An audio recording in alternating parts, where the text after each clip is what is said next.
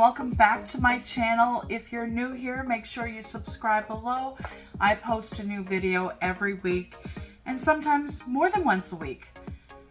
We are diving into Big Brother Season 11.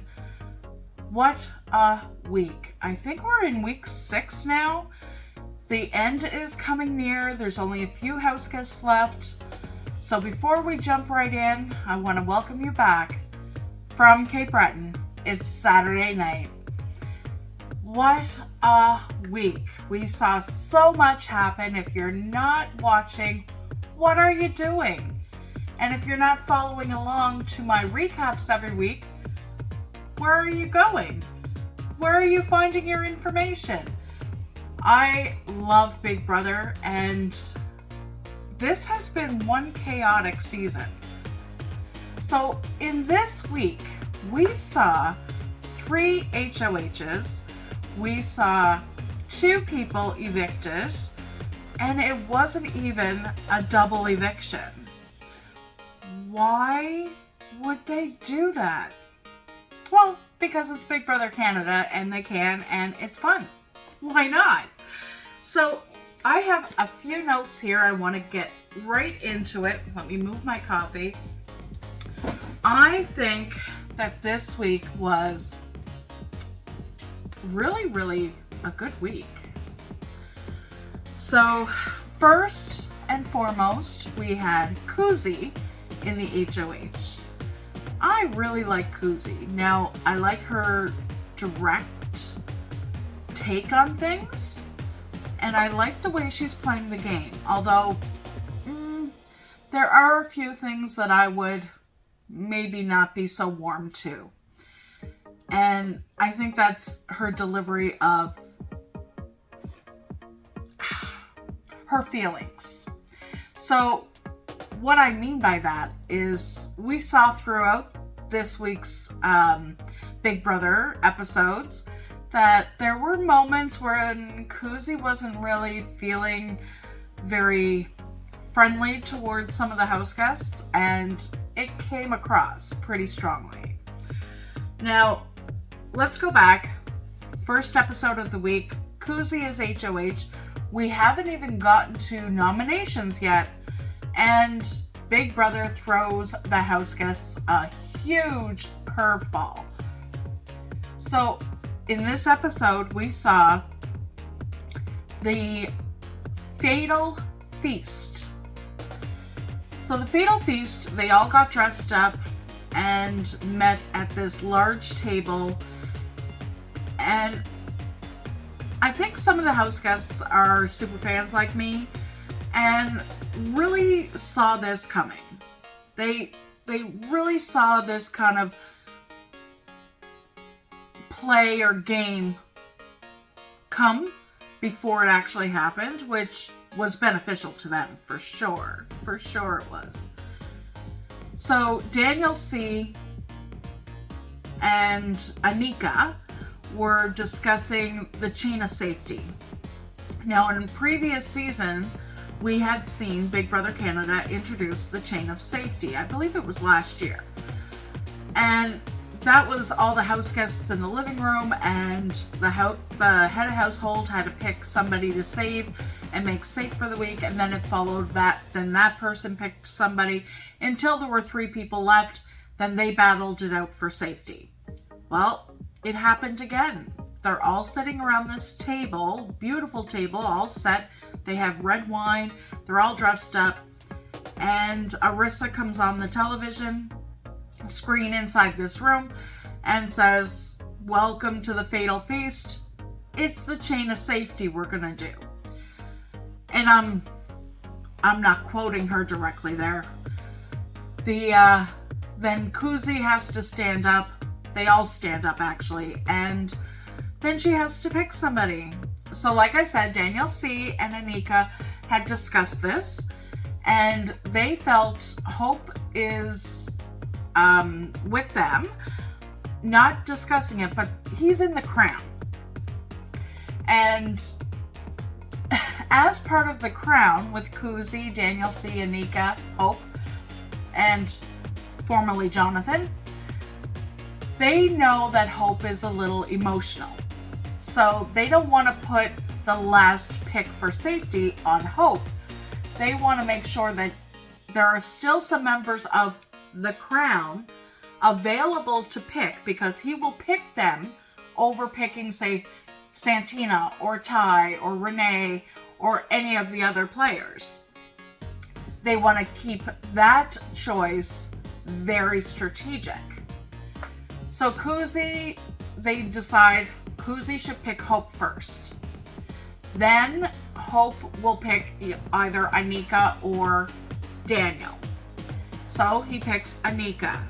Anika follows suit and picks Daniel. So all the members of the Crown are safe.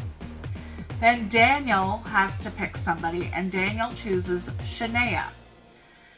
And then Shania has to choose between her two besties, Renee or Claudia. And she had just last week saved Renee with the veto. So she chose Claudia this time, kind of to even it out. I'll save Claudia because I saved you last week.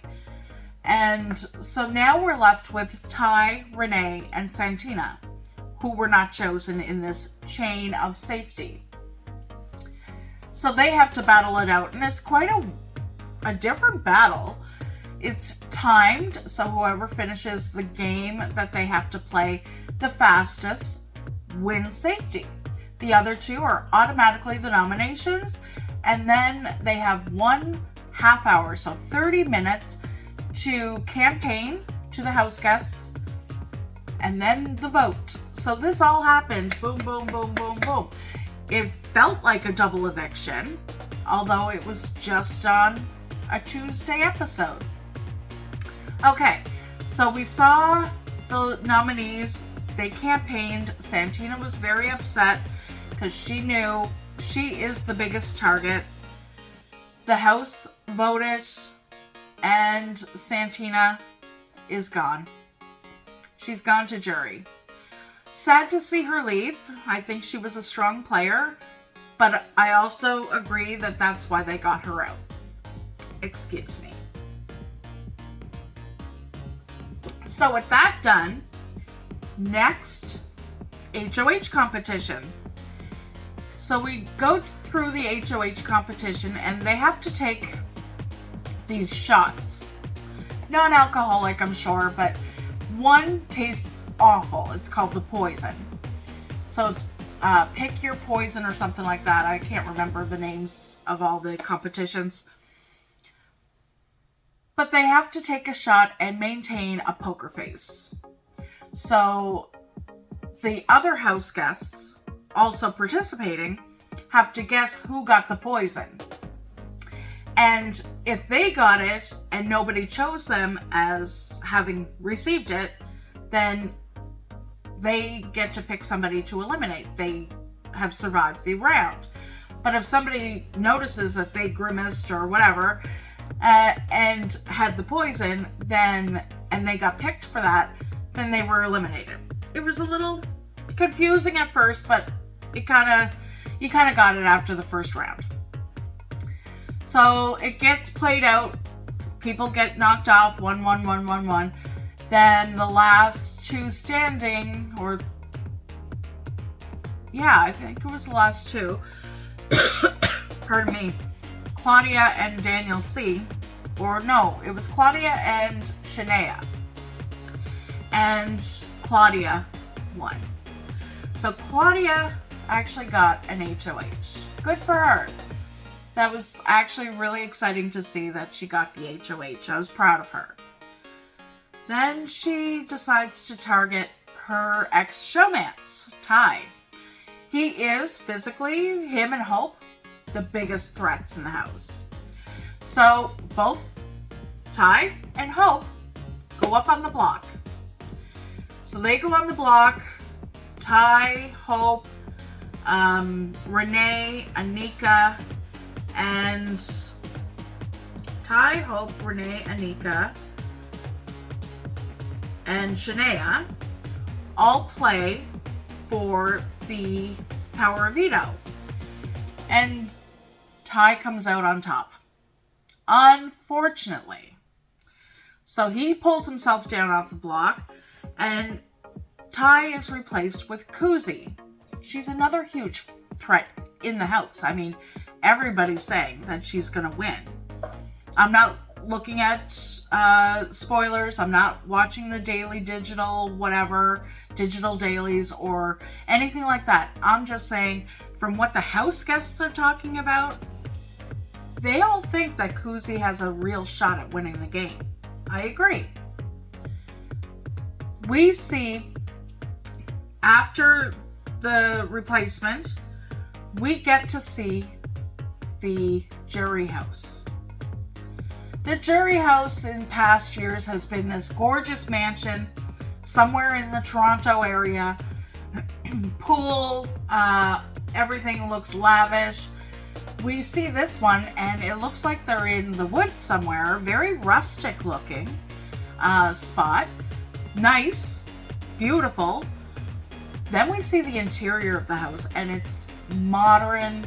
It's gorgeous, streamlined. The lines in the house are streamlined. It's not like a rustic cabin. It's very modern inside. White glass, beautiful. And a strict contrast to the outside. But we see Daniel S. again. We see Jonathan join him. And then we see Santina join them. And Santina does reveal to Dan S. that she was the secret HOH that got him out. He, of course, had suspected that, and they talk and they reveal, all three of them, that they do believe that Kuzi has a real shot at winning this game. So no wonder Claudia wanted to put her on the block. We go through to the actual eviction on Claudia's HOH, and the house, not unanimously, but 4-1, evicted Hope. So Hope will be joining the jury. We'll probably see that next week. Then we have a new HOH competition. See, I'm flying through this. It was a busy week. So the new HOH competition is a question and answer, a before and after. And the lawyer, Renee, finally gets a win. So she answered every question. I believe it was every question correctly. Again, I'm not checking online because I don't want to mistakenly see any spoilers. I'm just trying to go by my memory here. But she answered enough questions that she won. No tiebreaker required. And she got the answer, all the answers she needed to win. And that's awesome. So we don't know who she's going to nominate. If you're looking at spoilers, you might know, but I am not going to know until next week. And next week is a double eviction on Thursday. And folks, we're coming to the end. We only have a few short weeks left until May 11th, when the winner of season 11 will be crowned. And although I will continue my weekly recaps, I am really hoping that my friend that was supposed to be here a few weeks ago will join me in the recap of the full season and the finale. So I'm going to try to arrange that, and I'll let you know next week if I can make that happen. But until then, you know, somebody's always watching.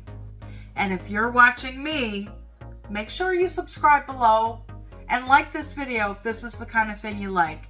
I usually try to keep this about a half an hour, but it was a very busy week. I recapped it pretty quickly, and so I'll see you next week. Until then, take care, friends.